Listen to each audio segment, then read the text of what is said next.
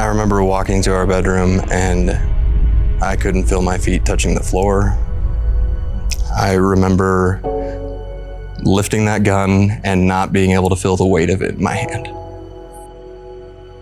And then I remember it was as if a beam of light shot through the night, and I heard, "You will not do this. You still have work to do." From the outside looking in, everything looked really good. The really great Instagram photos, lots of travel, lots of happy faces. We looked like we were really living a beautiful life. We did not have God in our marriage. We didn't even think about it. We put our careers as the center. Those were our gods. And we started trying to build on things that weren't actually sustainable. We were not living in love. Our marriage was not built on love. And we had really lost track of what was important. We both had the upbringing to know that God exists, but He wasn't part of our identity. There were parts of myself that I didn't want Jourdan to know. And when you keep pushing parts of yourself down, they find a way out. I began having conversations with a woman that I should never have been having those conversations with. Looking back on it now, I feel like those are the parts that were being stuffed down by me, that were begging to be seen, that were just waiting for her to find out, to underscore the fact that you are not worthy of her, kid. You're not worthy of love. And she did. She found him.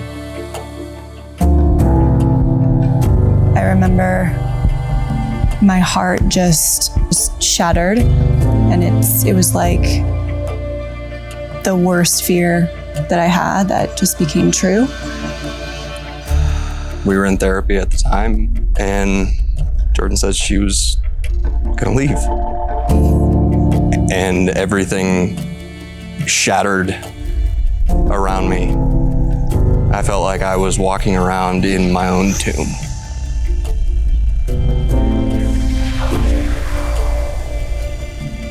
And I remember saying, "There is no God here right now."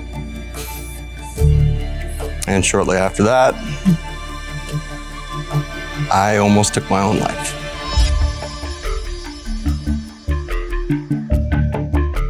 I had no choice but to turn to God during that time.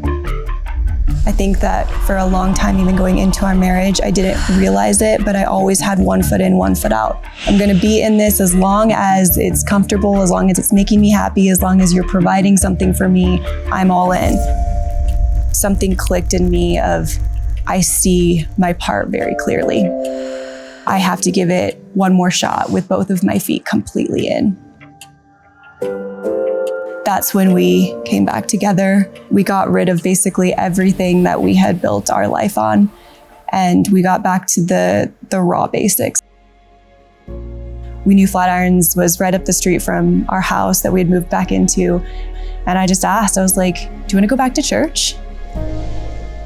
I thought for sure the life that I had been living before, I would walk through the door and a bolt of lightning would strike me down on the spot. We sat about 3 rows from the very back, and this warm sensation wrapped around me. It just said, "Welcome home." A couple weeks later, we hear an announcement for a Reengage, and we both looked at each other, and she just nods at me, and I went, "Yeah, we need to check this out." Marriage is hard, and we are all going through things that most of us know nothing about. But ultimately, we started to really see, as we started to implement some of these values that they talked about into our marriage, some really big shifts. You can't selfish your way into wholeness.